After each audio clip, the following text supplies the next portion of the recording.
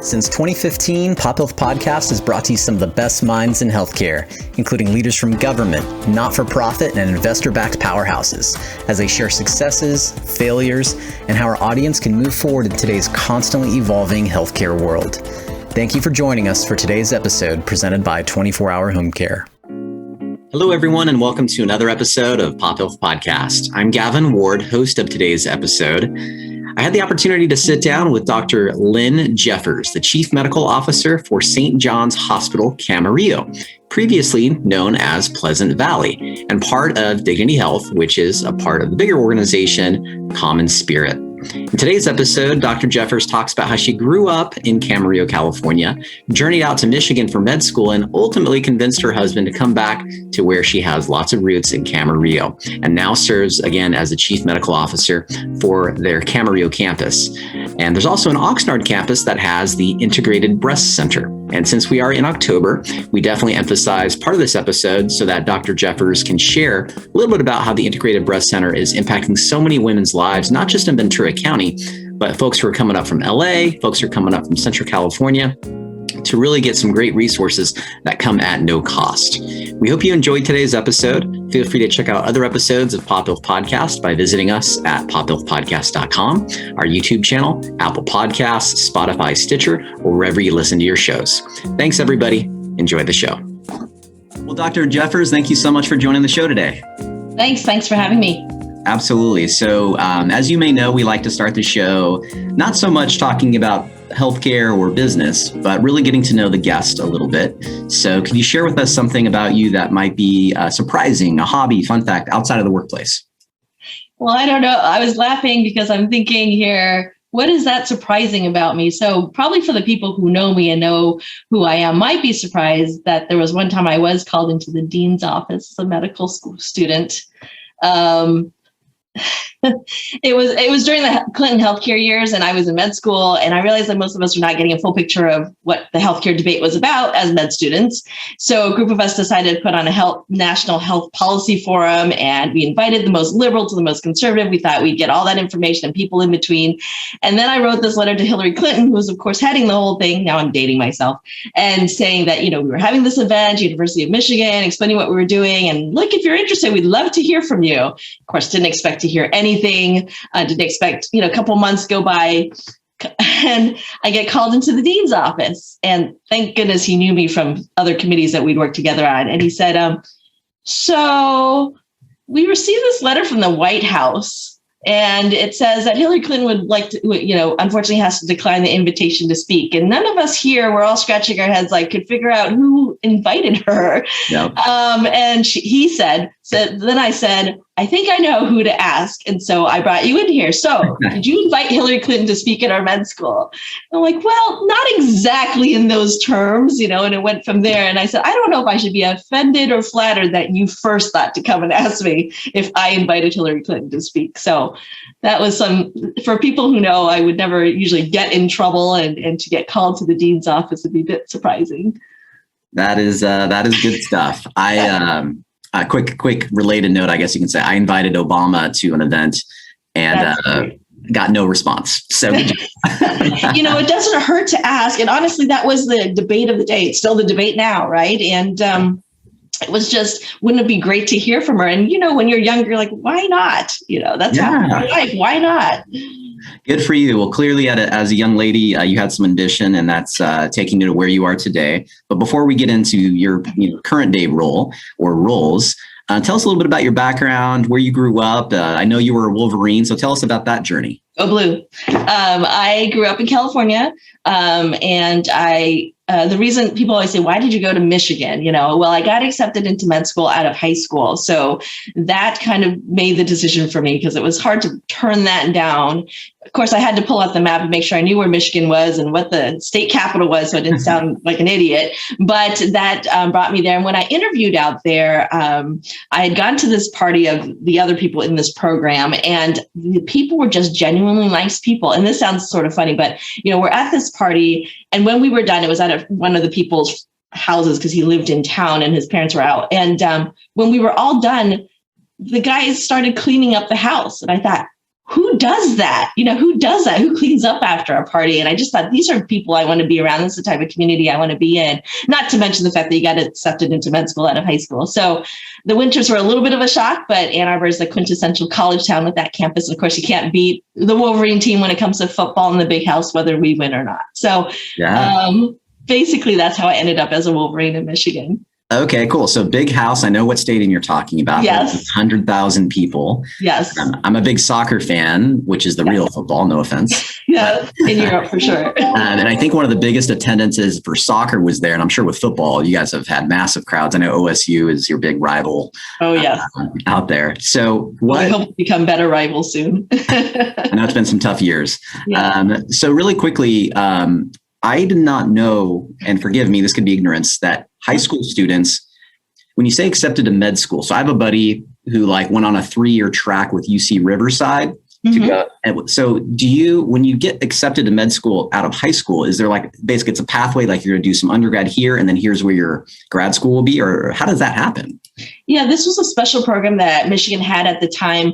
Their idea was just to create more humanistic, holistic physicians, that were not spending their whole undergrad just trying to get into med school, and that you would start early into a structured, thought out program that would expose you to ethics and expose you to other things that you normally might not have done in undergrad because you're trying to get into med school. And so it was, at the time that I went through, it was a 7-year program, and you knew that you were in med school as long as you didn't really mess up, or as long as you didn't change your mind also. But it was just a great program. Only 44 were accepted our year each year to go in. And I could spend my undergrad doing things like I took business law, I took accounting, I took anthropology, I took voice, didn't help my voice, but it was just allowed you to explore all those other areas you might not have been able to do if you were just trying to get to that next step. Okay, awesome, cool. So before you went to Michigan, what inspired you to get into medicine? Well, to start with, it was a couple, I guess I've always wanted to become a doctor since I was young, I'm told. I actually do remember drawing it when I was about 6 years old. They have you draw, what do you want to be when you grow up and why? And you put it up on open house. And I remember because I wrote that I wanted to be a doctor because, number one, I wanted to help people. Number two, I wanted to figure out people's bodies. And number three, I wanted to eat in the hospital cafeteria. And everyone thought that was just hilarious, right? But as it turns out, my dad was a general surgeon, and he was in training at the time. And he just, in the old days especially, he spent every single waking moment in the hospital. And the only time we could go see him, we would sit in the lobby and wait and hope that he had 5 minutes to come out and see us. And during those 5-10 minutes, we would go to the hospital cafeteria and grab something to eat. And so I guess I just associated the hospital cafeteria, with being a doctor. And anyway, mostly I think I was inspired by him, but I used to go with him to the hospital. I used to later on and see patients with him. And when we were older, we actually worked in his office, and just how much of a difference he made in people's lives. It was those days where we literally were paid in chicken sometimes, or oranges. It was just what difference he could make in people's lives. I think that's really what it came down to. That is awesome. So let me ask you this. Before we started recording for the show, you mentioned your baby, or one of your a child is going off to college. Yes. Wolverine, medicine, or something different? So I have 2 children, and the one child is actually second-year med student at Columbia. Okay. And the second one just started her undergraduate years, and she thinks she's pre-med. So we'll see what happens. Wow. So 3 generations, or is there more than 3? No. My parents were the first ones to go to college in their respective families. Okay. Awesome. Very cool. So today you're ending up at the Dignity Health, or St. John's in Ventura County. Mm-hmm. Tell us how you ended up connecting with Dignity Health in Ventura County and the St. John's campuses. Oh, how I ended up there.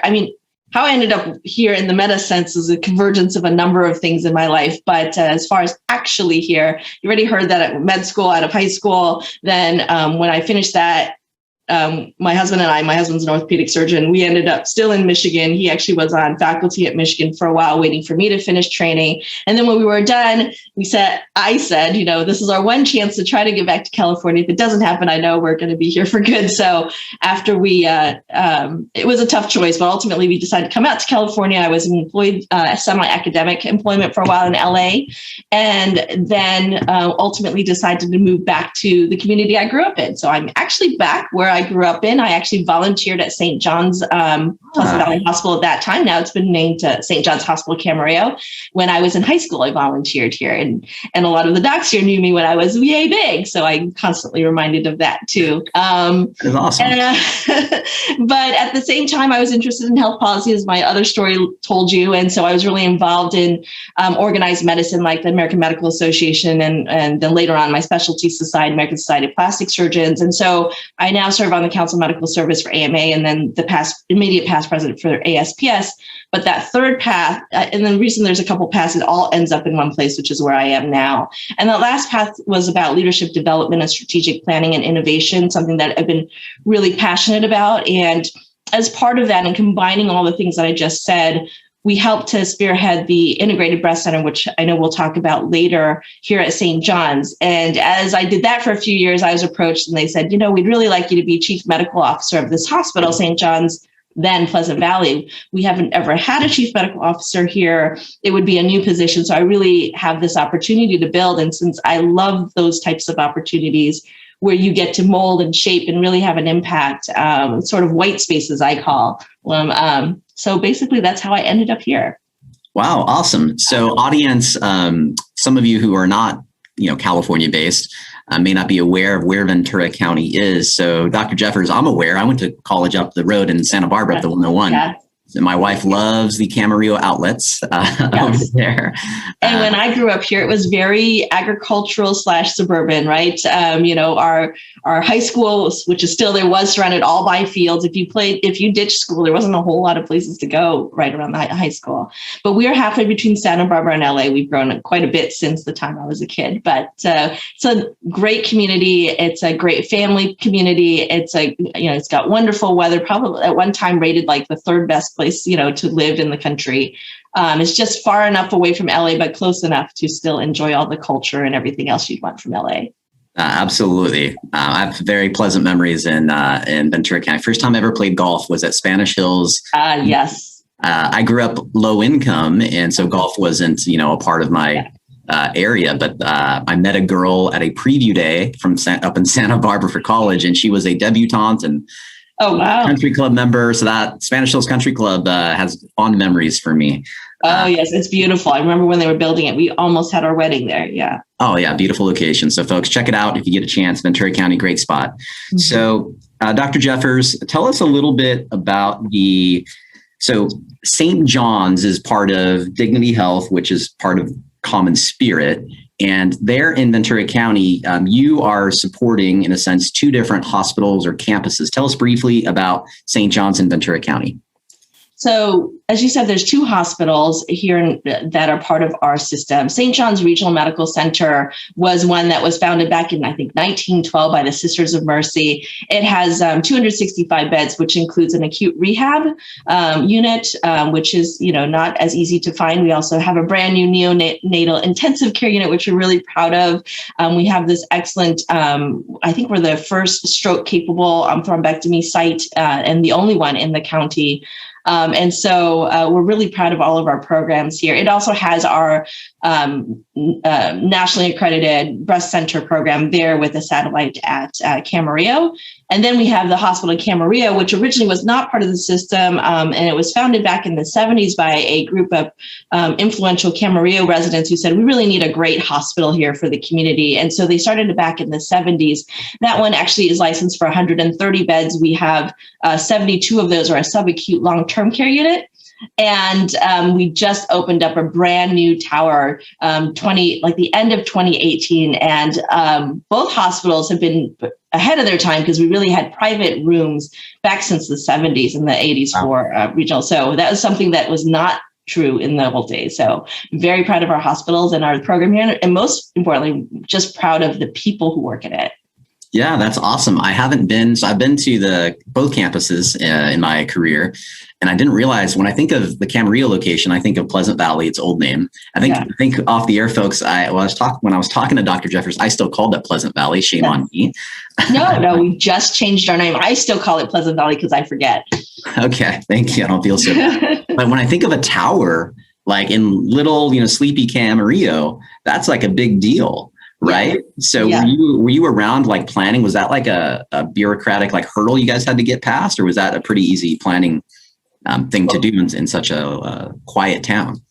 Well, it's something that needed to be done, and it's beautiful. It's a beautiful campus, and it's not like it's a huge tower, like, 10 floors high or anything. It's just 3 floors. And of course, everything has to go through planning and of course, approval. But I think everyone recognized how important it is that we have a strong hospital, and just everyone was really excited to have this brand new hospital. That hospital, if you've ever been to it, was planned back in the 70s. And so it looked like it came from the 70s. And there were some really cool architectural things that I remember when I was in high school we were really proud of. But none of the rooms were square, because it was supposedly this new design thing for earthquakes, but really made, our day-to-day lives logistics a little bit more difficult. So the brand new hospital has regular square, rectangular rooms. Okay, awesome. Cool. So our audience, which we shared before recording today, it's mostly healthcare professionals. So the public can listen and watch as well. But can you share with us, while we're all healthcare professionals for the most part that are watching or listening, the CMO role, Chief Medical Officer, a lot of us may not know kind of what that actually means. So can you give us at a high level kind of what that means and your role? Well, I think that some of us don't know, because I think it depends on where you are and how it's being utilized at different sites. But the interesting thing is, I think originally it evolved as a liaison between the medical staff, your physicians, and the hospital, especially when more people had been practicing independently and in their own practices, and trying to help bridge the gap between sometimes what a hospital needs to have happen and what the physicians need, et cetera, to get that to be more aligned. As things have evolved, though, and I actually was just reading an article about this, about the evolving role of the CMO, you're also here to help link all aspects of the hospital care. You're here as an integrating force. In general, traditionally, we're in charge of quality and safety on campus, of credentialing or helping to facilitate credentialing and peer review that the medical staff does. We're also here to look at utilization, like length of stay, prior auth, not prior auth, but physician advisors looking to make sure that people admitted under the correct status, and resource use. But there's also other components of it. It can be about physician practice evaluation or helping with the program growth or strategy.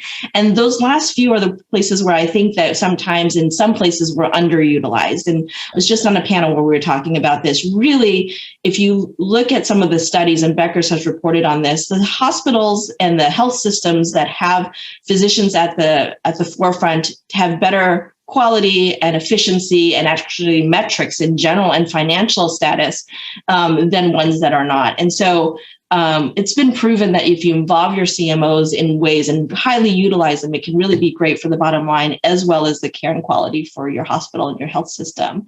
But I do want to add one thing that's been interesting. I had another conversation with somebody who was saying that the CMO role has been expanding, that there are companies, especially in the tech world, who you think wouldn't need a CMO, who are now hiring CMOs because of what they bring to the table and their perspective and the healthcare perspective. And as you know, healthcare reaches so many things now in tech and whatever industry it is, that there are many more opportunities for physician leaders than there have been in the past. Yeah, no, awesome. And the physician, you mentioned the physician advisor role. Yeah. I didn't even know, like, for example, case management had like a physician advisor role until recently. And there's a conference this month about it.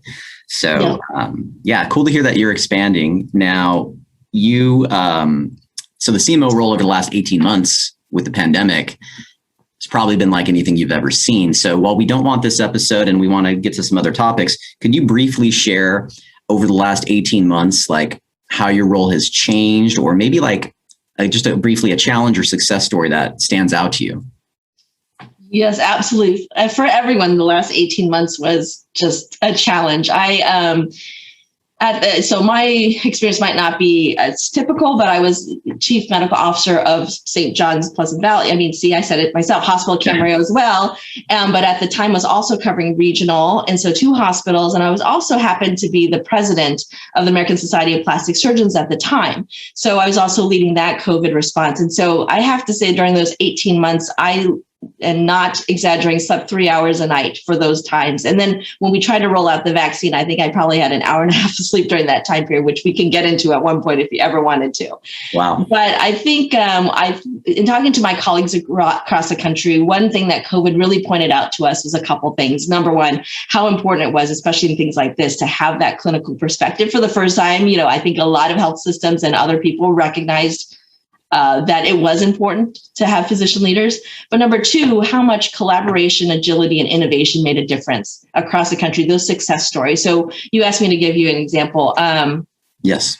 The first one that came to mind would be convalescent plasma. You might have heard about it in the news. The idea was at the time, remember in the beginning, we didn't have anything, right, really to give these people. We didn't really know what was going to work or not. And this idea that was being used for previous pandemics like SARS, et cetera, was to take the blood or the plasma of somebody who'd already been infected and survived, yep, and then infuse that to somebody who is newly diagnosed. And so one of our physicians happened to have taken care of the very first one in the county, very first patient. And he had another one that was now in the ICU that we didn't have any options for. And he came to me as CMO and said, I want to do this. How do we do this? And obviously time is of the essence. The guy is on the ventilator, whatever. So basically within a span of 2 hours, pulled in everyone we thought needed to be in the room, which was myself, the pathologist, the lab people, the legal, our IRB, which is our for research, and all critical care, everybody you could think of. And we basically said, if we want to do this, how do we do this legally and ethically?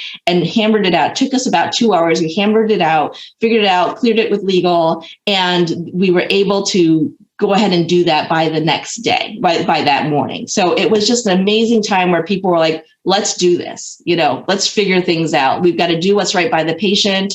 And so many examples of that where, went to my CEO when there were first testing and we were starting to go back to surgery and said, we've got to test all these people, but we don't know, some people have different insurances. We might not be able to test them. He said, nope, do the right thing. We will just make the testing free. And We're just going to open up a tent, and that's just a testament to what we stand for as a health system. As you know, Common Spirit's the largest nonprofit health system in the world, but just sort of that basic mission that we're all here for. It reminded all of us why we went into healthcare in the first place. Yeah. So healthcare moving quickly. How about that? Legal, yeah. Can you imagine? Legal, you said something about you knocked everything out in a couple hours, including getting legal approval. Yeah, that would never happen. So there's hope that we can move quickly in healthcare. That's good news and a great example right there. So thank you for sharing about the CMO role. Let's jump over to the St. John's Integrated Breast Center. And I've never heard, I've known about, breast cancer and breast treatments and things like that, but I've never heard of a specific department known as an Integrated Breast Center. So can you kind of briefly share what that means and what that is?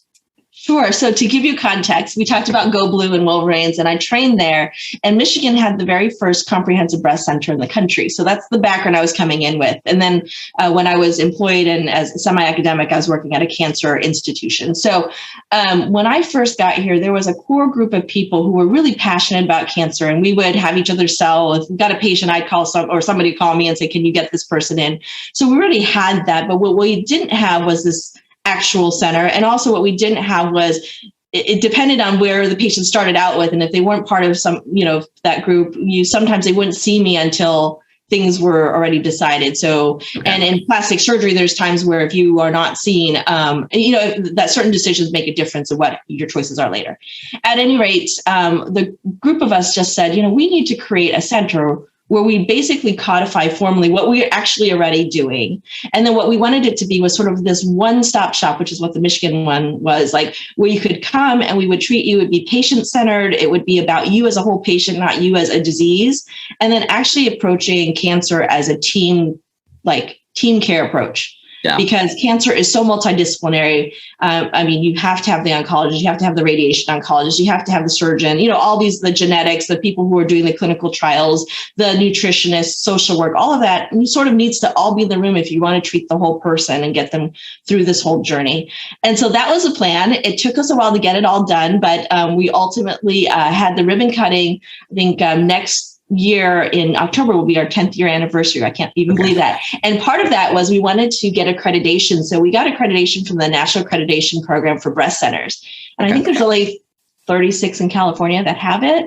But we really wanted to show people like we're meeting national standards and we're going by what is the most cutting edge of the day. And so we've sort of stood by that and been recognized by a number of grants that you and I were talking about before, including the Avon Foundation, the Plastic Surgery Foundation, Sientra, Meadowlarks. I mean, it's just been a labor of love and the community behind us. And I think the best part about it is the patients. And we have people, since everything is free at the center, the services we offer, we have patients referring some of their friends who came from like Woodland Hills or Paso Robles, just because they had such a great experience with us. So tell me, you said everything is free at the center. So the center offers things like, we have support groups, of course, we have wigs, we have yoga, we have relaxation therapy, social work. We actually have a grant for a nutrition counseling. So we have a certified nutritionist, dietitian who is certified in oncology nutrition. Okay. And you can actually get a free visit with her where she can talk to you about, eating to beat cancer and eating, to keep cancer at bay. And we actually put together Breast Symposium. Actually, we had that before we were officially a cancer center. And she's always one of their favorite speakers. And then finally, most importantly, I think is part of the center, creating the center was to have a nurse navigator. So Alicia Zaragoza is our patient navigator. And she was the very first nurse navigator in the area. And as a result of that, talking about pebbles and ripples, she actually helped other sites and other hospitals in our area who also wanted to create similar things to help them set up their navigators. So, one good idea and hope to spread that and improve the journey of our cancer patients in the area. But can I ask you about that you're a survivor as well? Like, do you mind if I do that? Yeah. Okay. Yeah, no, I was diagnosed in 2018. And, ultimately had my chemo, my radiation, my surgery, multiple surgeries. And it's ironic, but at the end of the day, somebody said, isn't it ironic you got breast cancer and this is what you do? Because my practice, obviously, for reconstruction involves breast cancer. I said, well, theoretically, it's ironic, but when you think about the fact that 1 in 8 women get breast cancer, it's actually probably intellectually know that there's a good chance I was going to get it at one point, but I could experience firsthand, how much it means to have a team behind you that you trust and a team that which I actually didn't talk about. So if we go back, I know we should talk about, but a team that is meeting and talking about you all in one room. There's so many other things to worry about. You don't want to have to worry about that part of it. And just know that there's somewhere where you can go to get your questions answered. And I think, even though I do this, I was surprised. I was in a different, somebody interviewed asking about this perspective and made me think about it. I was surprised that even though I do this, how you're feeling certain areas where you just don't have control and that you actually still have questions, even though we meet, twice a month about breast cancer. Yeah. And I remember thinking, gosh, if I feel this, I can only imagine what somebody else feels who's not in this space at all. So you said 1 in 8, have breast cancer, and there's so much out there about getting your mammogram done annually. Why do you think women still don't get mammograms or still don't get themselves checked in a timely manner? What are the issues with that? Well, first of all, it's life is busy. I think about even myself, I think you mean to, and you don't even realize that a year has gone by, that it's time for your mamma. And next thing you know, after between kids and between your work and between everything else that you're doing, suddenly it's 2.5 years or 3 years. And you realize, oh my goodness, I really have been gone that long from getting my mammo. There's also just some people just feel invincible. You intellectually know that you're at risk, and I intellectually knew that. But no matter how you intellectualize it, at the end of the day, when you are diagnosed, it's just a shock. And yet at the same time, we all know that that's a chance, right? Yeah. And also, there are some people, I mean, I don't think it's just women. Everyone's the same way about all of this stuff, about healthcare and about not being able to do the things that we know are good for our health. But this is the part we're trying to combat, is that people sometimes don't know the signs and symptoms, or they have some misinformation like, well, if it hurts, then it's not breast cancer. That's not always true. And so that's why we've been having our symposiums and things we do. But the last part is just some people actually don't have access. They're either afraid of the cost, or they're afraid of physicians, or they don't have access to healthcare. And that those things we try to combat with. We have some programs for low income and people who can't afford their mammograms, especially people who are under the age but maybe have family history or a new lump. We do have some resources for them. So, sorry, go ahead. No, go ahead. Yeah, so I know most of our audience, as I mentioned earlier, are healthcare professionals, but for those that are listening, whether it's public or healthcare professionals, you hear what she said. She said there's resources. Mammograms don't have to be an expensive thing, or money doesn't have to be a reason necessarily to not get yourself checked. Right. So as I shared with Dr. Jeffers off the air, there's, I have someone in my circles, friends, family who, are dealing with this. Yeah. So I think it's a very fresh topic. And what's really interesting, folks, I have to admit, is it's October. And I was like, when Dr. Jeffers was able to interview, I was like, this is perfect timing. So for folks that don't know, October is Breast Cancer Awareness Month, and you might see the NFL and others wearing pink. So again, Dr. Jeffers, just thanks for making yourself available. We're towards the end of the show today. At St. John's, I know you guys are always looking for good leaders, good nurses. Mm-hmm. Quick opportunity for you to plug any opportunities there at St. John's for the healthcare audience today. Yeah, I would say that, as we were just saying earlier, I volunteered here when I was in high school. It's great to be back in this community. And St. John's, to me, even then, was like an extended family. So even before the pandemic, but definitely after what we've all been through. And I think we saw the difference it made to reach across all parts of the hospital, the community, the healthcare, to do what we were all passionate about. And if you believe in that type of mission and you want to make an impact every day, we definitely welcome you, and we look forward to working with you. We have, as many parts of the healthcare system across the country, there are many opportunities here, many open positions that are out there, and we look forward to getting to know you if you're interested in helping us to spread that. It sounds hokey when I say it, but helping us to spread that human kindness, which is our slogan, in a world that, as we all know, really need it right now, all the time, but especially right now. And here, as I hope you've heard and we've talked about, we want to treat our patients as a whole person. We want to be on the cutting edge. In fact, we didn't really get to talk about it, but, we have probably the only Tech Mozart system here in our OR for our breast cancer patients, and Savvy Scout here. So, there are things here that we are really passionate about. And if you're interested in that too, I would love to meet with you and to work with you. Awesome. And how can folks, let's say they are interested in seeing what the openings are, what's the best way to do that? On the Dignity Health Common Spirit website, there you can actually click on and do a search based on the type of openings you're looking for and the type of positions you're looking for. It's just out there for public. Okay, great. And then Dr. Jeffers, are you active on social media? If people want to kind of follow you and what you're up to, what's the best way to do that?